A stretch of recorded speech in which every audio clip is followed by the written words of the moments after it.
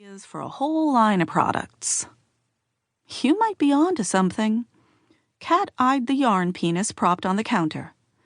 They'd make great favors for bachelorette parties, she snickered. Speaking of parties, she added, glancing at the clock over the door.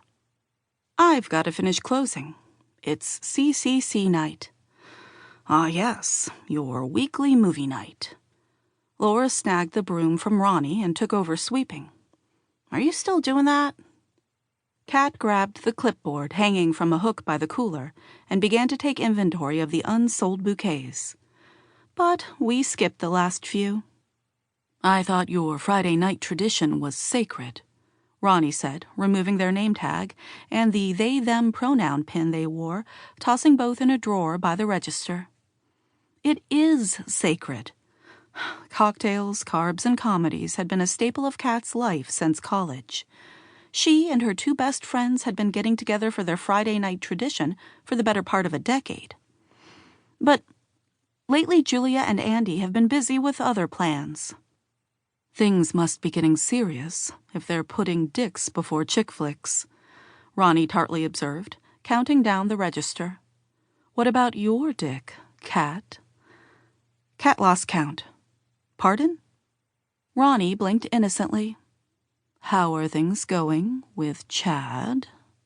Tad, Kat corrected automatically. Ronnie wasn't Tad's biggest fan, and always said his name wrong on purpose. Any man's name that ends with an ad should come with a warning label, Laura said, as she emptied the dustpan into the trash. I'll keep that in mind, Kat promised. She finished inventorying the bouquets and moved on to the single stems. Knowing Laura's history with her ex-husband, Brad, she didn't fault the woman for her obviously biased opinion. We've been seeing each other for almost half a year now, and things seem to be going well. Dating for 6 months? Laura's nose crinkled in speculation. I think I was pregnant with my first kid by then. Not that I'm suggesting you should follow in my delinquent footsteps. Kat laughed.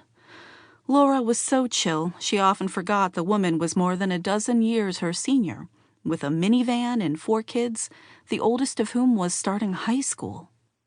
This is the first relationship I've had in ages that lasted longer than a month, but I don't think we're quite ready for that step. The wind chimes jangled, and everyone's attention jerked to the entrance of the store. Speak of the spray-tanned devil, Ronnie muttered.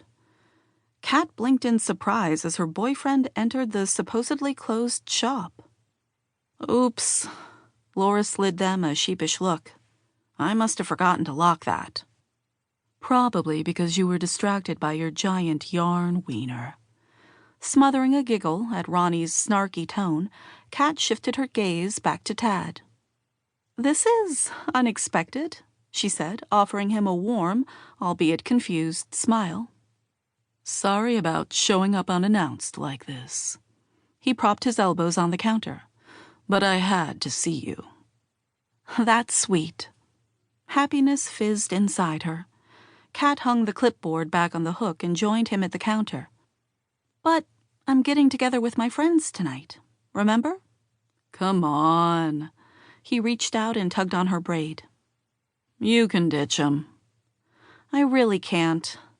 She bit her lip, torn between appreciation for his apparent enthusiasm to see her and frustration at how easily he dismissed her plans. Her favorite Friday night ritual with her besties had been canceled the last 3 out of 4 times, once by Julia and twice by Andy. Kat had given them both a ton of shit about it, threatened bodily harm if they canceled on her again. There was no way she was going to be the one to bail this time. This couldn't wait until tomorrow? Actually, no.